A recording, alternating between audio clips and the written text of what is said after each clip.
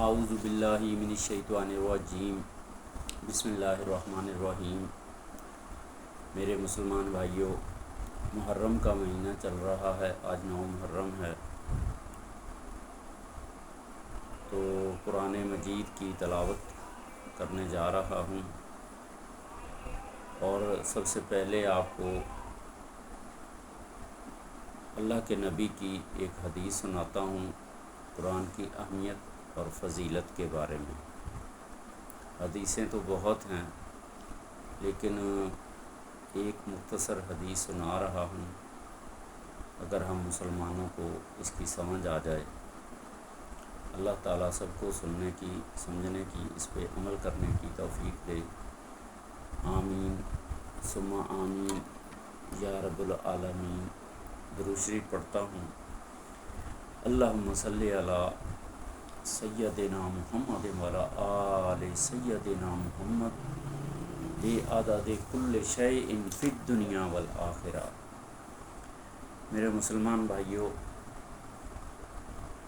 اس درود کا ترجمہ یہ ہے کہ یا اللہ سلامتی بھیج محمد مصطفیٰ صلی اللہ علیہ وآلہ وسلم پر اور ان کی آل و اولاد پر، اس روئے زمین کی تمام مخلوقات کے برابر، اور آخرت کی جو مخلوقات ہے اس کے برابر، آمین ثم آمین۔ بسم اللہ الرحمن الرحیم۔ حدیث سنا رہا ہوں آپ کو۔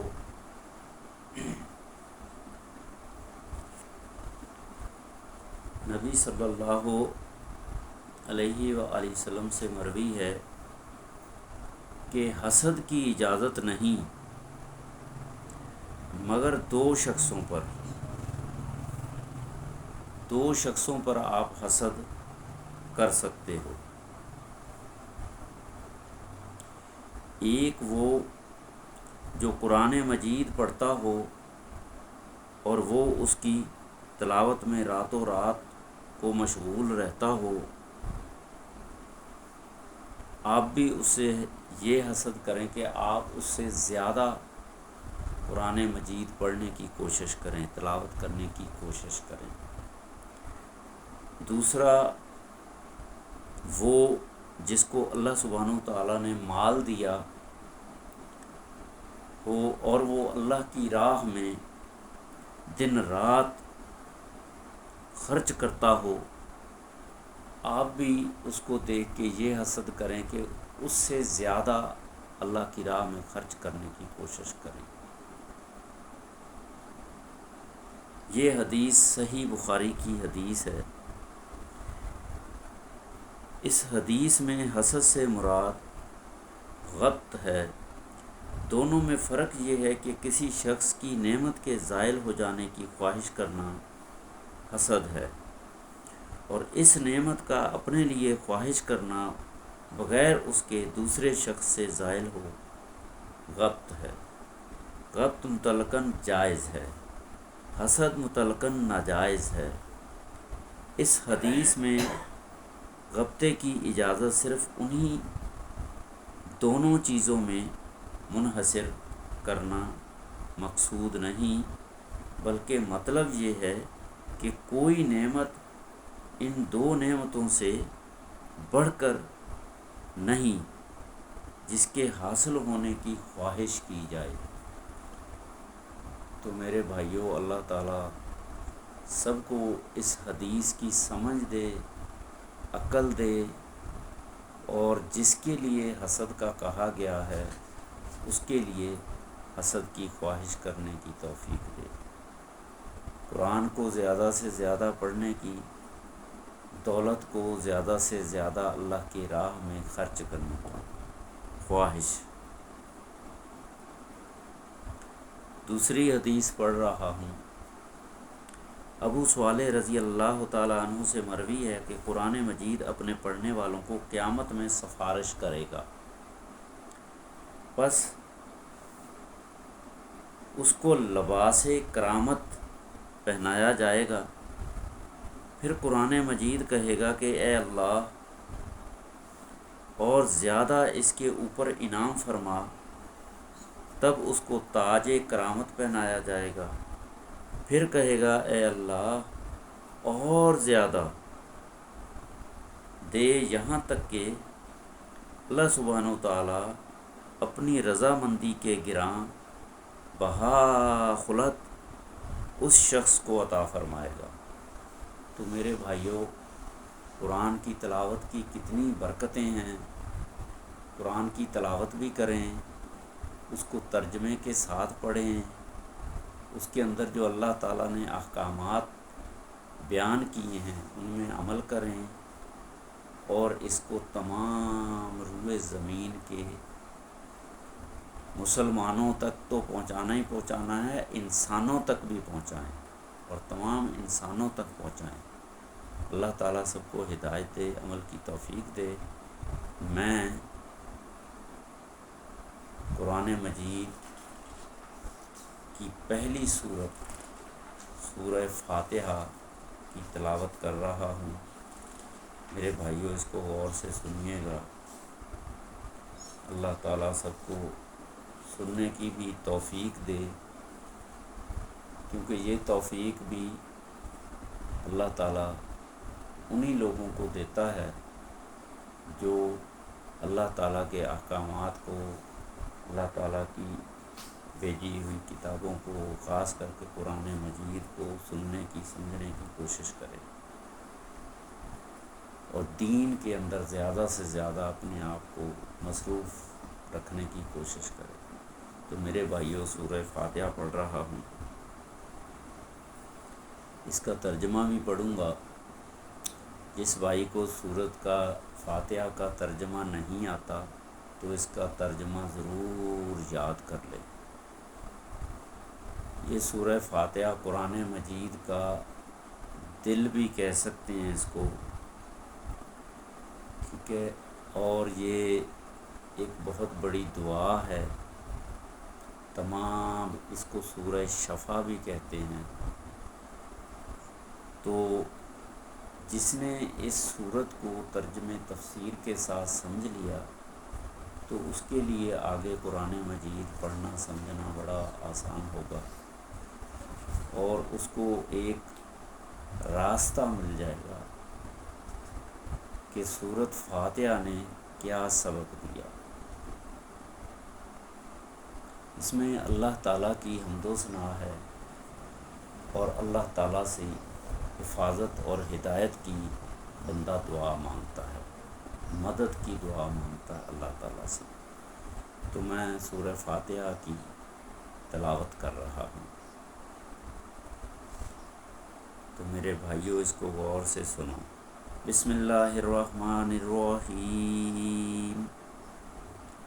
شروع کرتا ہوں اللہ سبحانہ و تعالیٰ کے نام سے جو بڑے مہربان نہایت رحم والے ہیں۔ الحمدللہ رب العالمین۔ تمام تعریفیں، سب تعریفیں اللہ سبحانہ و تعالیٰ ہی کو لائق ہیں، جو رب ہیں تمام عالموں کے۔ الرحمن الرحیم، جو بڑے مہربان نہایت رحم کرنے والے ہیں۔ مالک یوم الدین، جو مالک ہیں یوم الدین کے، اس دن کے جو محشر کا دن ہوگا، یوم الدین ہوگا، حساب کتاب کا دن ہوگا، قیامت کے دن کا مالک ہے اللہ سبحانہ وتعالیٰ۔ اس دن کا مالک جب حساب کتاب کا دن ہوگا، یوم الدین۔ اس کو سمجھنے کے لیے یہ مختصر بیان کیا ہے، اس کو سمجھنے کے لیے آپ آگے قرآن کو جب پڑھیں گے ترجمے کے ساتھ، تفسیر کے ساتھ، آپ کو یوم الدین کے بارے میں سمجھ آ جائے گی، الرحمن کے بارے میں سمجھ آ جائے گی، رحیم کے بارے میں سمجھ آ جائے گی، رب العالمین کے بارے میں سمجھ آ جائے گی۔ اس کے بعد پھر انسان اللہ تعالیٰ سے مدد مانگتا ہے۔ ایاک نعبد و ایاک نستعین، یا اللہ ہم تیری ہی عبادت کرتے ہیں اور آپ ہی سے درخواست اعانت کرتے ہیں، مدد چاہتے ہیں۔ اہدنا الصراط المستقیم، سیدھے راستے کی دعا، یا اللہ ہمیں سیدھے راستے پہ چلا دے۔ سیدھا راستہ کون سا ہے؟ سیدھا راستہ ہے مومنوں والا راستہ، صالحین والا راستہ، صحابہ دین والا راستہ، انبیاء علیہ الصلاۃ والسلام والا راستہ، اللہ کے آخری نبی، خاص کر کے اللہ کے آخری نبی حضرت محمد مصطفیٰ صلی اللہ علیہ وسلم والا راستہ۔ اہدنا الصراط المستقیم، یہ سیدھا راستہ ہے۔ صراط الذین انعمت علیہم، یا اللہ وہ راستہ جس پہ تو نے انعام فرمایا۔ اللہ تعالیٰ نے انعام کیا دیا ہے؟ اللہ تعالیٰ کی طرف سے انعام کیا ہے؟ جنت، جنت الفردوس، جنت الفردوس کے اعلیٰ مقام، اللہ کے نبی حضرت محمد صلی اللہ علیہ وسلم والا راستہ، صالحین والا راستہ، امہات المؤمنین والا راستہ، صحابہ دین والا راستہ، انبیاء علیہ الصلاۃ والسلام والا راستہ، بزرگان دین والا راستہ، نیک لوگوں والا راستہ، نیک انسانوں والا راستہ، اس راستے کی دعا کرتا ہے بندہ۔ اہدنا الصراط المستقیم صراط الذین انعمت علیہم، وہ راستہ ان لوگوں کا راستہ جن پر آپ نے انعام فرمایا۔ غیر المغضوب علیہم ولا الضالین، یا اللہ اس راستے سے بچانا، اس راستہ، وہ راستے پہ نہیں چلانا۔ کون سا راستہ؟ شیطان والا راستہ، شیطان والے راستے سے بچانا، فرعون والے راستے سے بچانا، نمرود والے راستے سے بچانا، شداد والے راستے سے بچانا، شیطانوں والے راستے سے بچانا، ظالموں والے راستے سے بچانا، جو اللہ تعالیٰ کے احکامات کے خلاف چلتے ہیں اس راستے سے بچانا۔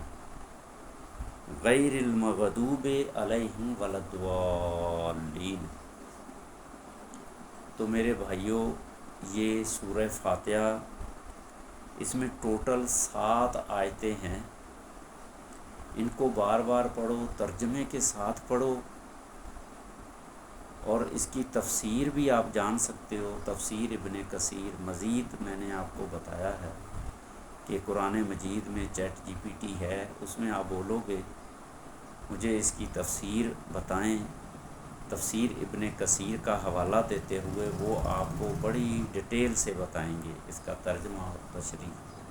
تو آپ کو سورہ فاتحہ کی صحیح سمجھ آ جائے گی، اس پہ عمل کرنے کی توفیق آئے گی۔ تو میرے بھائیوں، اس سورت کو اگر نماز کے اندر نہ پڑھیں تو نماز نہیں ہوتی۔ یہ ہر نماز کی شروعات میں، ہر رکعت کی شروعات میں پڑھی جاتی ہے، چاہے وہ نفل نماز ہو، چاہے وہ سنت موقدہ ہو، چاہے وہ فرض نماز ہو، ہر نماز کی شروعات میں پڑھی جاتی ہے۔ تو میرے بھائیوں، سورت فاتحہ کو سیکھو، سمجھو، اور اس کو روز صبح شام دوپہر ذکر کرو، پڑھو۔ اور نماز میں تو پڑھو گے، کیونکہ جب اللہ تعالیٰ کے پاس جاؤ گے، نماز پڑھو گے، سنت پڑھو گے، جب آپ کو ترجمہ یاد ہوگا، اس کی سمجھ ہوگی، تو آپ کو پتہ ہوگا کہ میں اللہ تعالیٰ سے کیا بات کر رہا ہوں۔ ٹھیک ہے؟ اگر کچھ پتہ ہی نہیں ہے، آپ خالی عربی کی تلاوت کر کے آ گئے، تلاوت کا ثواب تو آپ کو مل جائے گا، لیکن آپ کو یہ سمجھ نہیں آئے گا کہ آپ نے اللہ تعالیٰ سے کیا مانگا ہے، کیا مدد مانگی ہے۔ تو جب تک اس کا ترجمہ اور تشریح نہیں سمجھو گے، تو میرے بھائیوں اس کو سمجھو، اس ویڈیو کو لائک بھی کرو، شیئر بھی کرو، سبسکرائب بھی کرو، اور تمام روئے زمین کے مسلمانوں تک پہنچاؤ۔ اللہ تعالیٰ سب کو سمجھ دے، عقل دے، ہدایت دے، اور قرآن مجید کو بار بار پڑھنے کی، سمجھنے کی، اس پہ عمل کرنے کی توفیق دے۔ تو میرے بھائیوں، اس کو تمام روئے زمین کے مسلمانوں تک پہنچانے کا بڑا آسان ذریعہ آ گیا ہے نیٹ کے ذریعے۔ اگر آپ کے پاس ورلڈ گروپ ہیں انسانوں کے، مسلمانوں کے، ان گروپوں میں اس کو شیئر کریں تو اللہ تعالیٰ کی مدد آ جائے گی۔ ٹھیک ہے میرے بھائیوں، اللہ تعالیٰ سب کو سمجھ دے۔ آمین ثم آمین۔